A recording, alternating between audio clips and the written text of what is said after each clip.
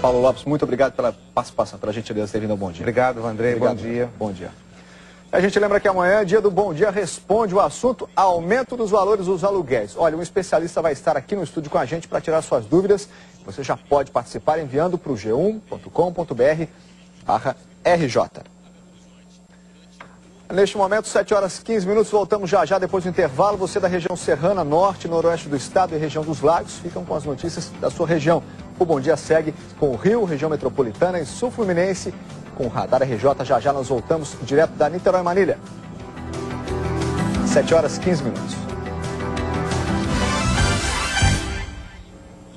7h18, estamos de volta com o Bom Dia Rio, a partir de agora com o Jornal Local.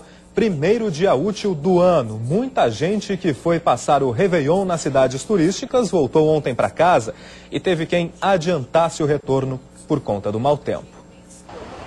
Em Cabo Frio, alguns turistas bem que tentaram ignorar o céu carregado. Mas, para a grande maioria, o tempo nublado foi um bom motivo para pegar a estrada de volta para casa. E o resultado foi trânsito pesado desde cedo. No acesso à Via Lagos, em São Pedro da Aldeia, o congestionamento começou antes mesmo do meio-dia.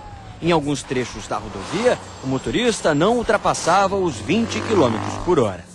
A chuva em alguns pontos da estrada deixou o trânsito ainda mais complicado. Em Araruama, trechos de lentidão que deixaram a viagem mais longa para estes turistas. Mas o tempo ruim, Atrapalhou um pouquinho, mas deu para aproveitar bastante. E com o trânsito lento, foram muitos os motoristas que desrespeitavam a lei e ultrapassavam pelo acostamento. De acordo com a concessionária que administra a Via Lagos, a expectativa era de que 46 mil veículos passassem pela Praça do Pedágio no sentido Rio durante todo o domingo. Mas certamente o mau tempo acabou antecipando a volta para casa. Até o início da tarde, mais da metade do número total de motoristas já havia passado por aqui. Trânsito lento também na rodovia Amaral Peixoto. Em Araruama, o radar eletrônico provocava engarrafamento. Trânsito complicado também em Saquarema. Previsão de 4 horas de viagem até o Rio. Muitos turistas voltando também de ônibus. Em Cabo Frio, um ônibus saía da rodoviária a cada 10 minutos em direção ao Rio. Em Nova Friburgo, o movimento foi tranquilo na RJ 116. De acordo com a concessionária que administra a rodovia, a expectativa era de que 20 mil carros passassem pela estrada durante todo o dia. Já no norte do estado, o movimento nas estradas aumentou no fim da tarde. Muitos turistas aproveitaram até o último segundinho antes da volta para casa. A gente aproveita o máximo que der, mas estamos um pouco cansativos, até aí 290 quilômetros. Mas a gente está disposto ainda para encarar essa viagem. Pela estimativa da Polícia Rodoviária Federal, a quantidade de veículos na BR-101 e na BR-356, que cortam Campos, aumentou o dobro nessa época do ano.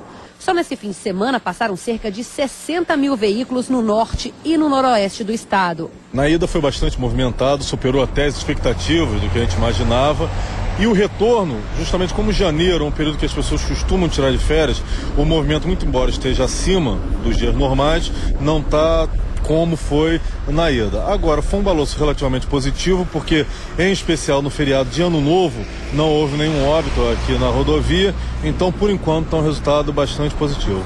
Mas nem todo mundo que pega a estrada deve voltar para casa. Muita gente ainda vai emendar essas festividades de fim de ano com as férias.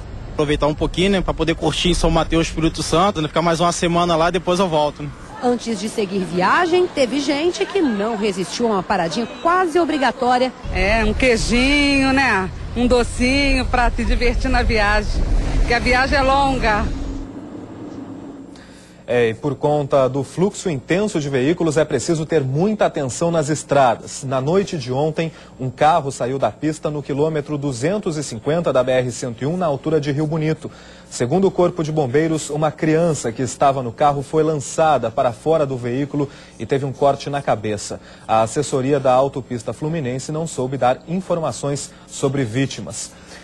E ontem à tarde, um acidente entre um carro e uma moto deixou o trânsito complicado no quilômetro 206 da BR-101, na altura de Casimiro de Abril. O motorista e o carona da moto sofreram escoriações e foram levados para o hospital da cidade. A pista só foi liberada no início da noite.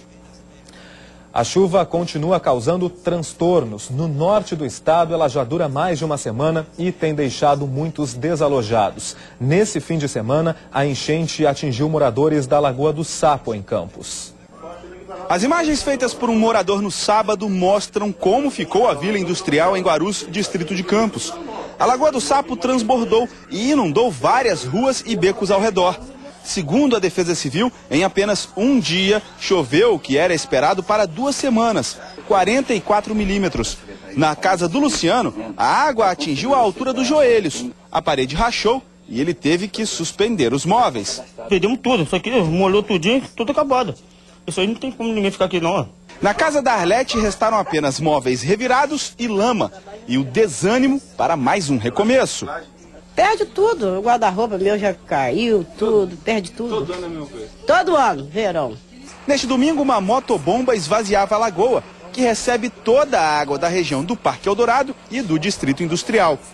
Vamos abaixar o máximo possível aquela lagoa ali, já que é uma lagoa que recebe toda aquela água daquela região, e vamos hoje, durante o dia de hoje, início da noite, à disposição da população, aquela bomba funcionando naquele local.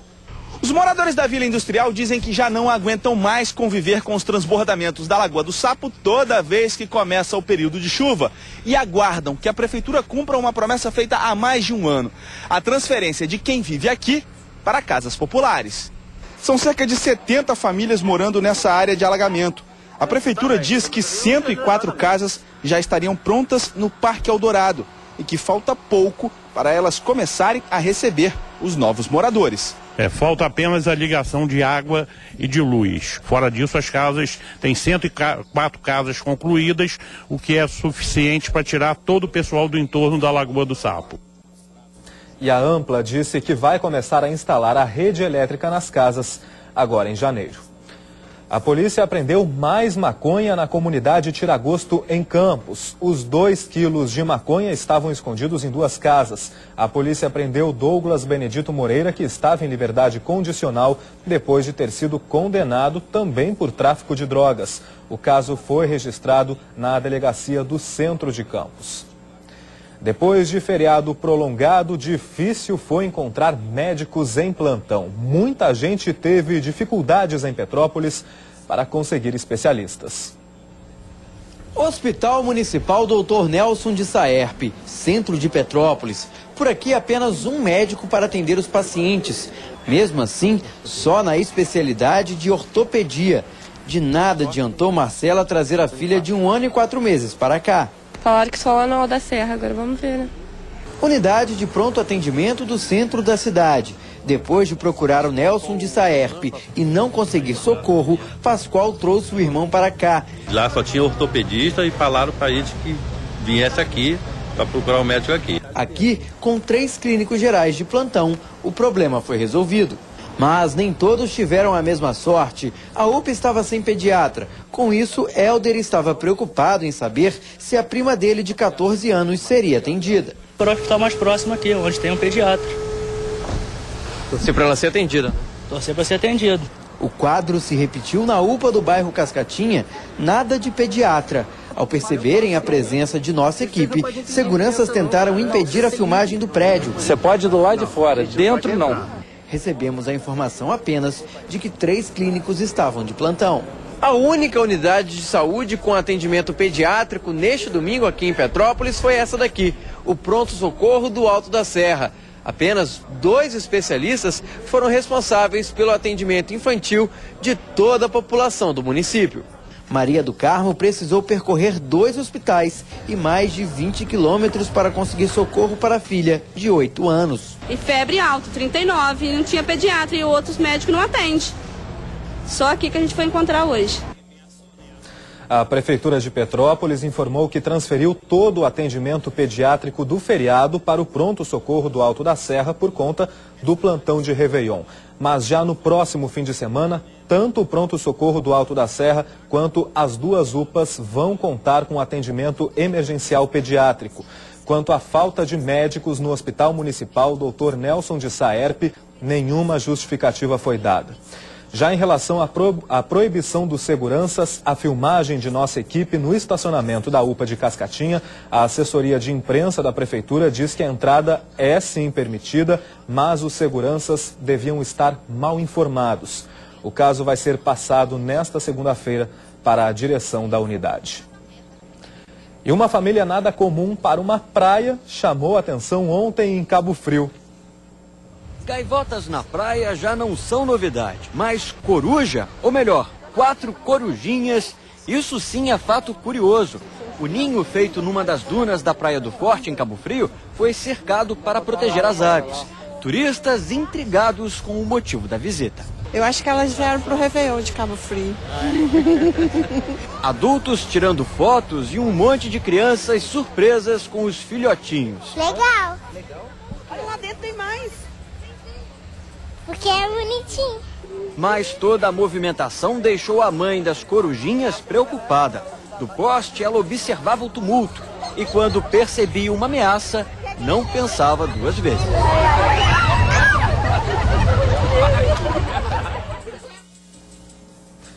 Agora às 7 horas e 28 minutos. Hoje a gente fica por aqui. Uma boa manhã de segunda para você. Eu te espero amanhã nesse mesmo horário. Tchau.